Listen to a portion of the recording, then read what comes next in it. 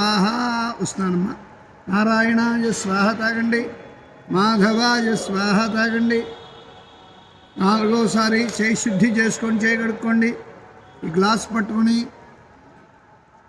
ఈ ఆకుతో 3 సార్లు ఇల్లాల చేతిలో వేయండి. ప్రద్యుమ్నాన్ వృద్ధా పురుషోత్తమాధోక్షజా నారసింహాచ్యుతా జనార్దన ఉపేంద్రాహరయే శ్రీకృష్ణాయ నమః. ఇలా 3 వేలతో వినాయకుడికి కొద్దిగా గౌరీదేవి పైన వెయ్యాలి. గం గం గణపతయే నమః. ధ్యాయామి. పసుపు ఒకసారి, కుంకుమ ఒకసారి, అక్షతలు ఒకసారి.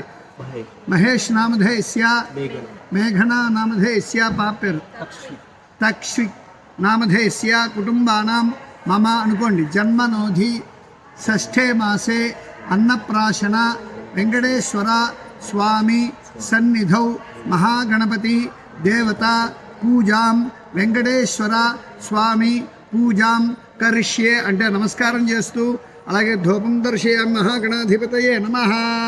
ధ్యానం ఎడం చేత్తో పట్టుకుని కుడి చేత్తో పక్క చూపించండి. అట్లా స్వామినః అంతే. తీసి ఆ ఆకు కొసల్లో వచ్చే నీరు చుక్క కొద్దిగా ఈ పండ్ల పైన చల్లండి. దంపతులు ఇద్దరూ కలిసి చిలకరించాలి, అలా వెయ్యాలంటే శుద్ధి చేసినట్టు అనమాట. దాన్ని ఇలా ఒకసారి తిప్పాలి, కుడి చేతి వైపు ఆకుని తిప్పి అదే ఆకుతో 5 సార్లు స్వామికి చూపించాలి. ఎవరికి? పార్వతీపుత్రుడు విఘ్నేశ్వర స్వామి వారికి అరటిపళ్ళు నివేదయామి. ప్రాణాయ మహా, అపానాయ మహా, వ్యానాయ మహా, ఉదానాయ మహా, జవానాయ మహా, మధ్య మధ్య ధాటితో ఇలా పట్టుకుని హారతి ఇవ్వండి. మహాగణాధిపతయే నమః. ఆనంద నీరాజనం దర్శయామి. ఆ తమలపాకు కొసలతో నీరు చుక్క దీపం పక్కన కింద వెయ్యాలి ఆకులు, అంతే. వేతోటి స్వామికి అద్దాలి. మహాగణాధిపతయే నమః. మీరు కూడా అద్దమ్మా, అంతే. పరమాత్మ వెంకటరమణ గోవింద గోవింద నమస్కారం చేసుకోండి.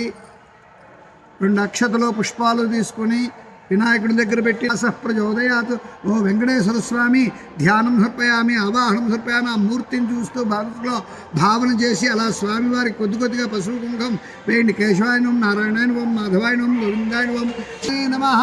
ఆ భగవంతుని మనసులో మానసికంగా ధ్యానం చేస్తూ సదా వెంకటేశం స్మరామి స్మరామి. ఆ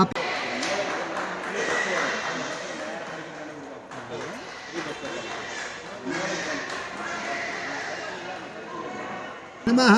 అటో పువ్వు ఇటో పువ్వు పెట్టి స్వామివారికి నమస్కారం చేయండి. ధ్యానం సమర్పయామి ఓ వెంకటేశ్ అంటూ, అలాగే పసుపు కుంకాన్ని ఇక్కడ ఈ ఆకుపైన వెయ్యండి. అలాగే అమ్మవారిని మనస్సులో అభీష్టం ఏదైతే ఉన్నదో జీవనపరంగా వ్యాపారం, వ్యవసాయం, ఉద్యోగం సర్వశుభాలు కలిగించమని కార్తీక సోమవారం నాడు వెంకట ప్లస్ ఈశ్వర